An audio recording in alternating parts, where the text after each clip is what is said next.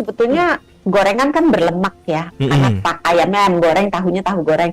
Tapi lemak yang setahap lebih baik adalah lemak-lemak baik yang ada dalam ikan berlemak, ada dalam kacang-kacangan, ada dalam alpukat gitu ya. Nah, selain buah dan sayur, jangan lupa juga tadi kan pakai sambal ya. Iya. Nah, sambal itu tidak bisa dikonsumsi untuk semua orang. Jadi ada orang yang tahan sambal, ada juga yang tidak tahan sambal. Buat yang ada gangguan di saluran pencernaan, sebaiknya menghindari yang pedas-pedas. Oke.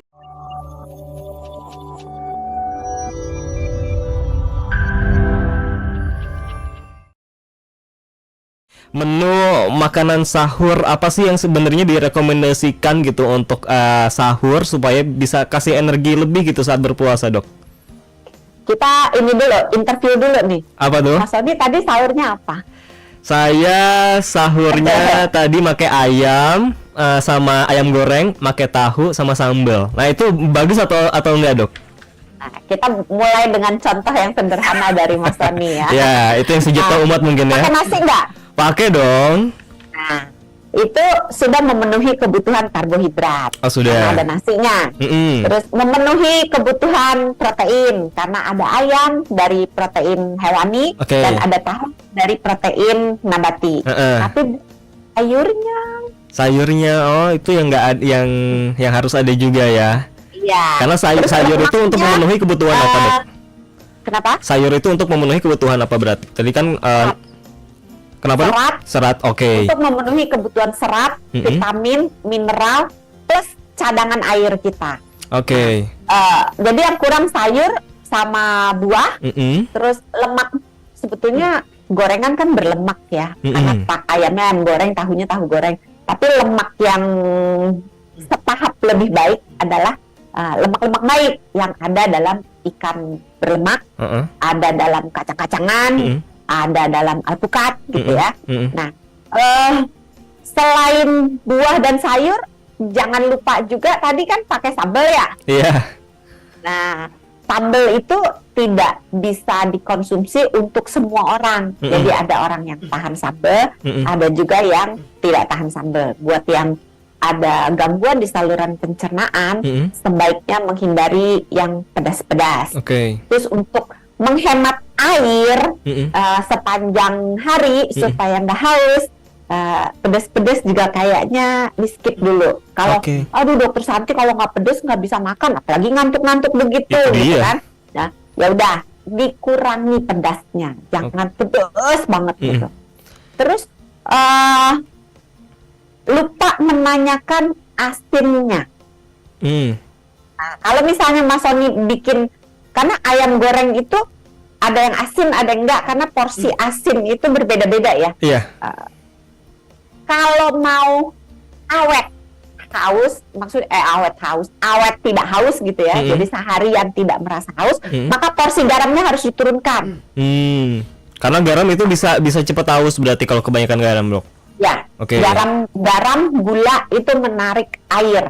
Nah, untuk protein udah bagus tuh ya, karena protein hewani itu membuat kita lebih lama kenyang, jadi awet, biar nggak lapar-lapar sepanjang hari. Jadi yang Mas Sony perlu tambahkan itu hanya sayur dan buah. Cuman kan kadang-kadang susah ya, apalagi kalau anak kos gitu kan.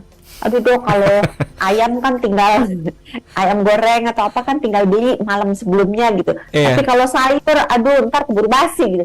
Kalau susah, pakai aja lalapan, misalnya kayak timun, tomat gitu. Itu lalapan-lalapan yang menyediakan sumber serat yang cukup baik, yang bisa dimakan dalam waktu sekejap, tidak memerlukan banyak persiapan. Jadi mungkin sekedar tambahin timun aja itu ya cukup ya, Dok ya? Sebetulnya kalau kita bicara cukup ya, sebetulnya nggak cukup sih. Karena minimal kita harus makan 5 warna sehari. 5 warna. Baru 1 warna. 5 warna. 5 warna tuh apa aja emang, Dok? Terserah. Pokoknya kombinasi dari 5 warna. Jadi misalnya kalau udah ada hijau, misalnya kangkung hijau gitu, terus misalnya wortel orange gitu, terus paprika atau cabai merah gitu kan. Tapi kan cabai nggak boleh ya, dikit-dikit aja, tipis-tipis aja. Terus kuning misalnya labu gitu. Apa tuh udah terong misalnya ungu kan. Terus apalagi tuh? Nasi putih. Nasi putih termasuk nggak itu? Enggak. Oh enggak termasuk ya. Oke. Yang putih mungkin apa ya? Buahnya mungkin bangkuang bisa. Bangkuang kan putih gitu. Jadi mewakili buah dan sayur itu 5 warna. Tadi kan udah komplit tuh 5 warna ya. Udah cukup tuh. Berarti kalau gitu untuk sahur ya, yang saya rangkum adalah asalkan bisa mencukupi karbohidrat, protein, sama serat, 3 itu ya yang harus dipenuhi ya, supaya bisa ngasih energi. Oh, sama lemak baik. Oke, lemak baik itu bisa dari daging atau bisa dari apa lagi selain daging, Dok? Kacang-kacangan, yang paling gampang alpukat. Oke, alpukat, terus juga kacang-kacangan ya. Tadi juga Dokter Santi menyebutkan yang bisa menyebabkan cepat haus itu kebanyakan garam, terus kebanyakan apa lagi, Dok? Gula sama sambal juga ya? Pedas-pedas iya. Oke. Itu sama kafein. Oh, kafein berarti pada saat sahur juga kita sebisa mungkin jangan meminum kopi ya, Dok ya? Kopi dan teh. Kalau susah juga kalau dibilang nggak bisa, beberapa orang itu tidak bisa tidak minum kopi atau tidak bisa tidak minum teh. Setidaknya pada saat bulan puasa ini kadarnya dikurangi atau kekentalannya dikurangi. Jadi maksudnya gini, kalau kita nyeduh kopi atau nyeduh teh, kan bisa kita atur tuh supaya nggak terlalu pekat. Iya. Nah, itu yang perlu diperhatikan.